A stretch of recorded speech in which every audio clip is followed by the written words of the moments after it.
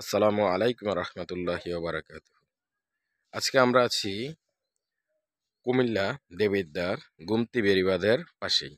দেখেন, একটা মূল্যবান জিনিস, যে জিনিসটা নিয়ে আলোচনা না করলে নয় এবং আলোচনা করতে হয়, 100% আলোচনা করতে হয়। এই যে কুমিল্লার গুমতির বেড়িবাঁধ দিয়ে যে 33,000 ভোল্টেজের যে কারেন্টের সংযোগের লাইনটা গেছে, যেই কারেন্টের লাইন গেছে, এই লাইনের মধ্যে বিভিন্ন আগাছা এবং বিভিন্ন আবনা গাছ কারেন্টের বৈদ্যুতিক খুঁটির উপরে আইসা ঝুলন্ত অবস্থায় আছে। যাই হোক, আপনাদেরকে একটা জিনিস বিশেষভাবে লক্ষ্য করুন। জিনিসটা এই যে দেখেন,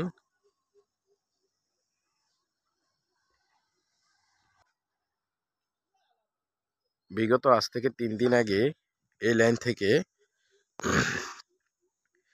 প্রচণ্ড ঝড় তুফানে বৃষ্টি হওয়ার কারণে এই যে একটা দেখা যাচ্ছে যে বাঁশঝাড়, এই বাঁশঝাড়ের মধ্যে এই বাঁশঝাড় কিন্তু তারের উপর দিয়ে অনেক উপরে চলে যাওয়ার কারণেই এই বাঁশঝাড়ের মধ্যে এই বাঁশঝাড় কারেন্টের তারের উপরে এসে বাতাসের কারণে উল্টে পড়ার কারণে এদিকেই এই যে বাঁশঝাড়ের এই বাঁশগুলো পুড়ে যায়। পুড়ে যাওয়ার কারণে বিকট শব্দ হয়ে বৈদ্যুতিক খুঁটির যেই কারেন্টের যেই চলমান কারেন্ট সংযোগ বিচ্ছিন্ন হয়ে যায়। আসলে যারা পল্লী বিদ্যুতের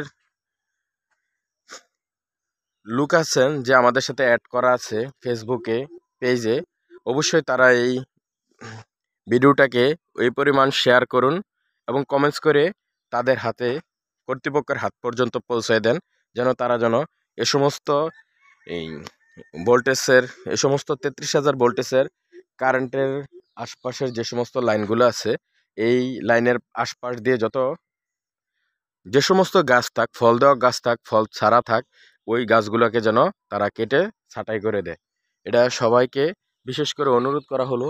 এবং 2 দিন পর পরে এরকমভাবে গাছের থেকে কারেন্টের তারের সাথে বেজে এরকম কি হয়, সংযোগ বিচ্ছিন্ন হয়ে যায় লাইনটা।